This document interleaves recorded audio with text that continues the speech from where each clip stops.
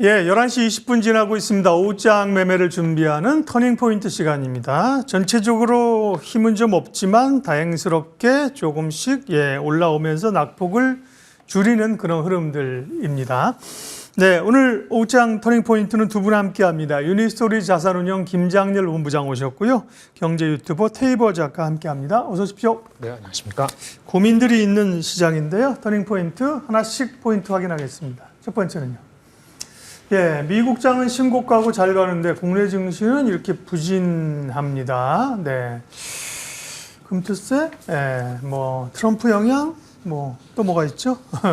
김장일 본부장님, 왜 우리만 이렇게 약한 거예요? 네, 미국 시장이 다우하고 러셀 2000이 올랐죠. 다른 거는 그다지 많이 오르지 않았고 저희 주식에 단기적으로 영향을 많이 미치는 엔비디아하고 마이크론은 하락했거든요. 맨 마지막에 말씀드린 그 영향이 크고요.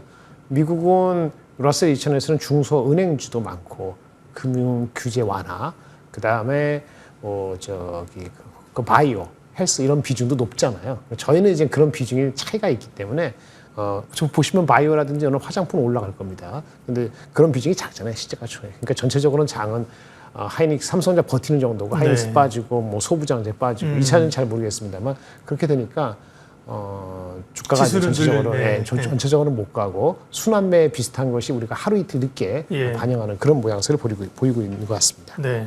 그러면 테이블 작가님은 지금 김장렬 본부장님의 말씀에 동의한다면 지수보다는 제한된 속에서의 섹터 트레이딩 이런 거를 하기에는 괜찮은 장이에요? 어떻게 대응해야 돼요? 예. 지금 국내에서 보시면 방산도 그렇고요, 조선도 그렇고요, 가는 종목들은 계속 가고 있습니다. 그리고 삼성전자가 무너지냐 그러면 그것도 아닌 상황이고. 그래서 이런 걸 놓고 보시면은 일단 우리나라에 있어가지고 지금 대형주 투자하시는 분들 최근에 이슈가 좀 많이 이렇게 좀 쏟아져 나오고 있는데. 핵심이 되는 건 결국 돈이 어디로 가냐라는 점이거든요. 근데 돈이 어디로 가냐 해서 일단은 우리나라 같은 경우에는 개인 투자자도 지금 한국을 떠난다라는 이야기가 나오고 있고 그러면 개인 투자자가 떠나서 어디로 가냐라고 하면은 미국으로 갑니다.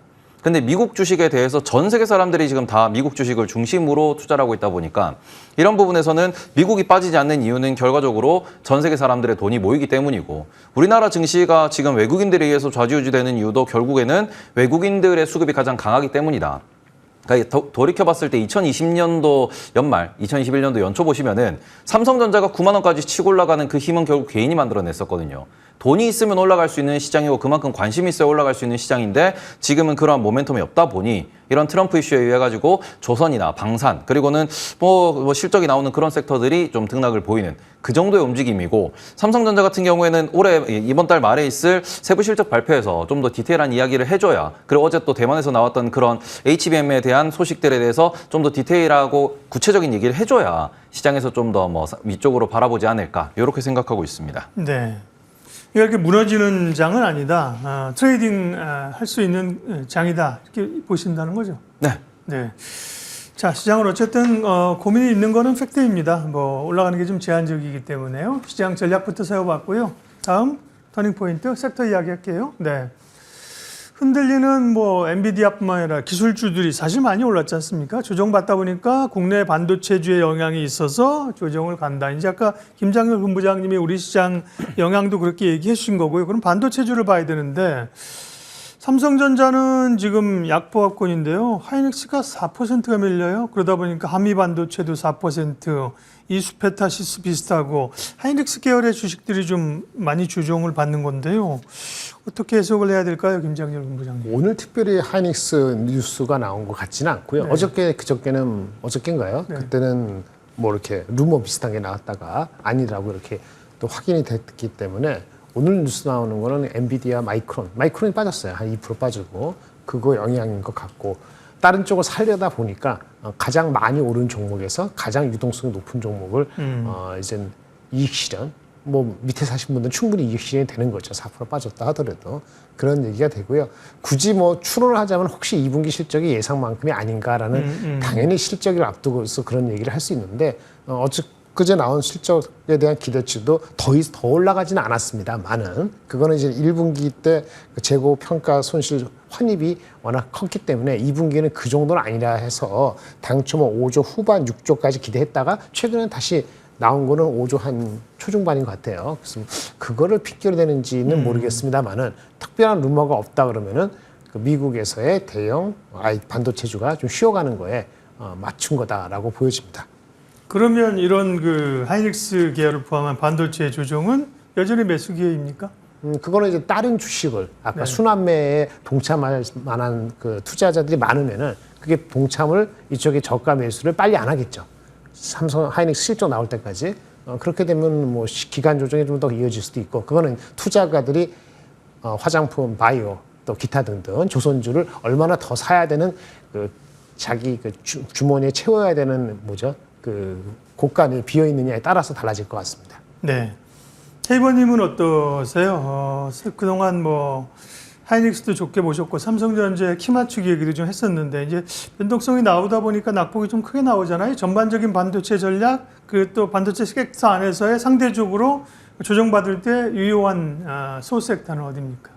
일단은 어제자 기준으로 마이크로소프트랑 엔비디아가 약간 차트가 무너지는 모습을 보이고 있는 게 현실이고요. 네. 그러다 보니까 실적을 확인하고 가자. 그리고 그 실적은 7월 말에 나온다라는 부분인데 그럼 우리나라에 있는 하이닉스 혹은 뭐 삼성전자와 미국에 있는 엔비디아, 마이크로소프트의 약간 실적을 나눠서 구분해서 보셔야 된다고 말씀을 드리고 싶습니다. 지금 미국 같은 경우에는 빅테크 기업들의 PR이 40배까지 올라가 있는 그리고는 포드 PR 기준에서도 35배까지도 올라가 있는 그런 상황이다 보니까 여기서 차익 실현이 좀 세게 나오는 거고 그 영향으로 우리나라에 있는 기업들도 좀 빠지고 있습니다. 다만 하이닉스도 마찬가지고 삼성전자도 마찬가지고 두 기업이 여전히 매력적이다라고 볼 수 있는 부분은 여전히 실적에 대한 업사이드가 높게 남아 있는 거고 하이닉스가 많이 오른 게 맞습니다. 다만 마이크론은 많이 올랐다가 빠지는 이유가 마이크론은 아직까지 HBM에 대한 수율이 제대로 이렇게 뭐 자신감 있게 나타나지 않는 상황이지만 지금 하이닉스 같은 경우는 여전히 수율 측면에서 1등을 달리고 있는 상황이고요. 그게 내년까지는 어느 정도 보장돼 있는 실적이다라고 보실 수 있습니다. 그러다 보니까 오히려 이렇게 하이닉스가 밀리는 구간에서는 또 한 번 우리가 고민을 해봐야 되는 그런 구간이다. 다만 그 고민은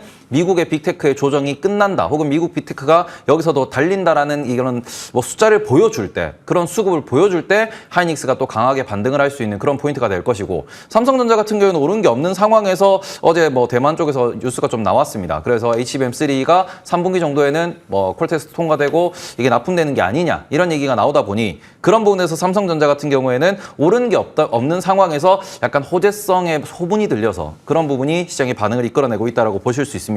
다만 지금 오늘 같은 경우에는 뭐 한미반도체도 마찬가지고 테크닝도 마찬가지고 이 그동안 하이닉스 쪽에 납품한다라는 기업들이 급등을 많이 했었고 이 부분이 조금 차익 실현이 좀 세게 나오고 있는 그런 상황인데 여기서 우리는 냉정하게 보셔야 되는 게 국내 HBM 관련된 소부장 기업들은 밸류가 PER이 이제 80배가 넘어가는 그런 상황이 좀 많이 연출되고 있습니다. 그러니까 우리나라 같은 경우에는 미국에 있는 기업들보다도 더 많이 오른 기업들이 많이 존재합니다. 반대로 삼성전자 밸류체인 같은 경우에는 아직까지 별로 움직이는 게 없다라는 측면을 놓고 보시면은 지금 관점에서는 올해 하반기를 놓고 보실 때 올해 하반기에 HBM 관련 그러니까 우리가 상반기 때 달렸던 그런 기업들을 공부할 것이냐 그게 아니면은 삼성전자 밸류체인에 대해서 공부해가지고 그쪽 소부장에서 기회를 볼 것이냐 여기에 대해서 좀 냉정하게 좀 따져야 될 것 같고 저 같은 경우는 오히려 삼성전자 소부장의 기회가 올해 하반기에 좀 펼쳐질 것 같다. 이게 D램도 좋다, 낸드도 좋다, 또 삼성 HBM 이슈도 있다 보니까 우리나라 반도체 수출 실적 자체가 좋아질 거다라는 그 부분에 초점을 맞춰가지고 투자 포인트를 찾아보시면 어떨까 말씀드리고 싶습니다. 네, 반도체에 대한 고민들이 뭐 일정 부분 조금 정리가 됐습니다. 다음 이슈 볼게요. 터닝 포인트 세 번째는요. 비만 치료제 중심의 바이오, 뭐 비만 치료제를 포함해서 바이오주가 다시 강하죠. 반도체보다 낫다. 뭐 일시적으로라는 그렇게 단서를 좀 달면. 뭐 말은 또 안 되는 얘기는 아닌데요. 김장률 본부장님, 바이오는 네네. 뭐 트럼프의 부상도 그렇고 전반적으로 분위기가 나쁘지 좋죠. 않습니다. 네, 그렇죠? 좋습니다. 비만 치료제는 그거 관계 없이도 최근에 좀 올라간 이유가 있었던 거고요. 비만 치료제는 뭐 다 아시는 거니까 미국을 포함해서 한국도 관련된 주식이 추세적으로 내지는 그 시기적으로도 이제 관심을 가질 때가 됐고 여러 가지 또 좋은 소식이 그 인더스트리에서 나오기 때문에 그렇고요. 그게 아니고 그래도 한국의 그 이제 대표 그 바이오 주식 몇 가지 있는데 이 주식도 괜찮은 분위기를 이어가고 있습니다. 유한양행 같은 경우는 지금 8월 달 중에 비소세 포함 1차 치료제 FDA 승인을 좀 기다리고 있기 때문에 최근 주가가 상승을 보이고 있는데 오늘도 괜찮죠. 그렇고 셀트리온 같은 경우는 좀 정체되어 있지 않았습니까? 근데 아마도 진펜투라 출시가 이제 본격화되는 게 3분기부터이기 때문에 요거에 대한 또 기대가 마진이 이게 거의 한 3배 정도 높다고 합니다. 기존 거보다도. 그래서 그런 것도 괜찮고 알테오젠 같은 경우도 우리 그 머크사한테 그 라이선싱 아웃하는 거 있죠. ADC 그 SC 제형하는 것도 좀 미뤄진다는 얘기가 있어갖고 중간에 주가가 하락하긴 했습니다만은 아직도 순항 중이라는 이런 얘기도 있어서 전체적으로 대장주라고 할 수 있는 뭐 셀트리온, 알테오젠, 유한 얘기 또 그다음에 중국이 미국에 의해서 계속적으로 제재라든지 이렇게 어택을 당하고 있기 때문에 바이오시몰러 쪽에서는 우리나라에 대한 기본적으로 관심이 계속 이어질 것 같아요. 그래서 전체적으로 바이오 섹터가 금리 인하라는 전반적인 흐름에도 동참하고 또 7월, 8월, 9월 달에 각 그 개별 종목의 이슈도 있기 때문에 좀 강세가 좀 더 이어지지 않을까라고 볼 수 있겠습니다. 네. 그러면 그 가운데서는 뭐 바이오 쪽에서는 조금 안정적인 대형주 쪽 바이오시밀러나 뭐 대형 제약사나 이런 쪽을 더 선호하시는 저는 두세 개 정도를 가져갈 수 있다면 좋겠는데요. 네. 근데 섹터의 그 변동성상 이 비중을 10% 이상 섹터 그 비중 때문에 그 이상 갈지는 모르겠습니다만은 뭐 셀트리온이라든지 삼성바이오로직스라든지 알테오젠 이런 종목을 적정한 시기에 적당한 포지션을 하는 거는 뭐 시장보다 언더퍼포하지 않을 것 같습니다. 당분간은요. 네. 예, 그렇게 할 것 같습니다. 바이오 얘기했습니다. 그나마 이제 오늘 바이오가 올라주면서 코스닥의 하락을 저지하고 상승 모색을 하고 있는 거죠. 어제는 같이 밀리면서 많이 밀렸었고요. 다음 이슈를 또 볼까요? 오후장 터닝포인트 네 번째는요. 금리 인하 기대감, 부동산의 반등, 트럼프의 인프라 투자 모멘텀 이런 것들로 건설주가 오늘 강합니다. 사실은 어제 건설 기계 쪽이 먼저 움직였고요. 오늘은 또 건설주가 정말 오랜만에 거의 대표 종목들이 5% 이상 급등을 하고 있는 건데요. 네. 건설주, 건설기가 사실 크게는 이제 인프라 쪽에 인프라라는 단어로 투자 포커스를 맞춰야 되지 않겠어요, 테이버 작가님? 네. 네, 일단은 인프라도 그렇고 지금 이야기가 나오는 게 저희 우크라이나 재건 이슈도 같이 좀 언급되고 있다라고 보셔야 될 것 같습니다. 그런데 이제 건설 같은 경우에 뭐 오늘 이렇게 급등이 나오다 보니까 많은 분들이 관심을 갖고 있지만 거래량이 좀 실리기 시작한 게 한 4거래일 전 정도입니다. 네. 이게 언제부터냐 그러면은 트럼프가 이제 지지율 올라온다라는 이야기가 나오고 그러면서 금리 인하에 대한 기대감이 좀 미국에서 이제 불이 붙으면 러셀 2000이 급등을 함과 동시에 우리나라에서 그동안 러셀 2000과 같이 소외를 받았고 그리고는 저평가를 받고 있는 어찌 보면은 건설사들도 이제 PBR이 대부분 0.5를 보이고 있고 PER 같은 경우에도 이제 뭐 6배, 7배 이렇게 이제 내려가 있다 보니까 그런 부분에서 그동안 잊혀져 있던 소외받고 있던 건설사에 대한 수급이 좀 들어왔다라고 보셔야 될 것 같습니다. 그래서 올라오는 과정에서 뭐 건설기계도 마찬가지로 수급이 들어오면서 우크라이나 이슈가 또 이제 붙은 상황인데 여기서 분명히 우리가 금리 인하라는 부분과 그다음에는 국내에 남아있는 리스크에 대해서 좀 정리를 할 필요가 있다고 말씀을 드리고 싶습니다.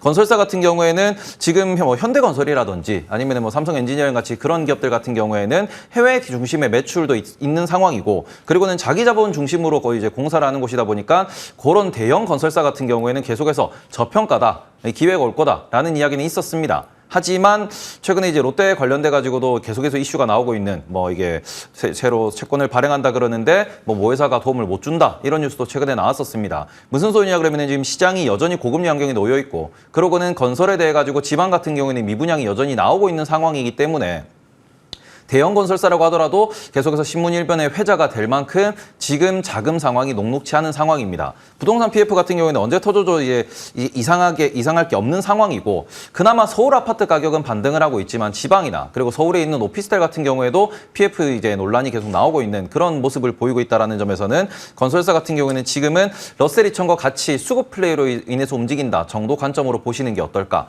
이렇게 말씀을 드리고 싶고 이게 그렇죠. 아무래도 연말 그렇죠. 정도를 좀 위기로 많이 이야기를 하다 보니까 그런 부분에서는 부동산 이슈는 PF 이슈가 여전히 불확실성으로 남아있다. 그건 우리가 꼭 확인을 하고 넘어가야 되는 그런 이슈다라고 체크를 하셔야 될 것 같습니다. 그러니까요. 건설주 하나로만 특정해서 더 갈 거냐 이렇게 하기에는 조금 확인돼야 될 것도 있고 노이즈도 있고 단기적인 반등의 성격을 벗어날 때가 필요합니다. 그러나 이제 말씀하신 것처럼 인프라나 건설 기계나 이런 쪽으로 보게 되면 찬스 기회들이 종목들이 훨씬 더 많이 보일 수 있는 거죠. 다음 마지막으로 오후장 공략할 만한 종목 보겠습니다. 이전에 말씀하신 기업들도 잠깐 언급하고 수익률을 보여드릴 거니까요. 그 종목은 코멘트 하실 거 있으면 특별히 있으면 짧게 해주시고 없으면 제가 리뷰한 다음에 관심 종목으로 바로 가셔도 됩니다. 김장렬 본부장님은 7월 10일 날 대덕전자를 말씀을 하셨는데요. 견조한 상승세를 보이고 있습니다. PCB 쪽이죠, 이쪽은. 네, 맞습니다. 오늘 관심주는요. 네. 오늘 관심은 삼성전기인데요. 삼성전기. 네. 네네. 주가가 조금 상승을 했습니다. 삼성전기가 다 아시다시피 MLCC 멀티레이어 커패시터 만드는 회사인데 이게 참 휴대폰 관련해 가지고 회복이냐 아니냐 얘기가 많았는데요. 오늘 리포트가 나온 거 있는데 그것이 시장을 보여주는 것 같아요. 업황이 회복되고 있다는 조짐을 보인다는 소식이 나오고 있습니다. 이거는 일본발이고요. 일본에서도 경쟁자가 있죠. 리더들도 있고 그 친구들이 아직 확정되지는 않았습니다만 수동소자 MLCT 포함해서 수동소자의 가격을 약 20% 정도 올리는 것을 추진하고 있다는 보도가 있었습니다.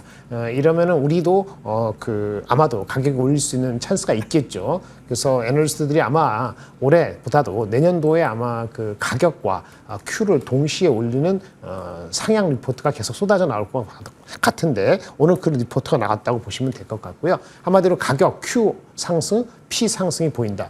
또 하나는 이 회사가 또 실리콘 커패시터라고 새로운 거를 양산을 본격화하려고 하는데 이것도 장기적으로 그림이 좋아지는 거죠. 그래서 업황, MLCC 플러스 새로운 제품에 대한 거에 기대가 있다고 보여지고요.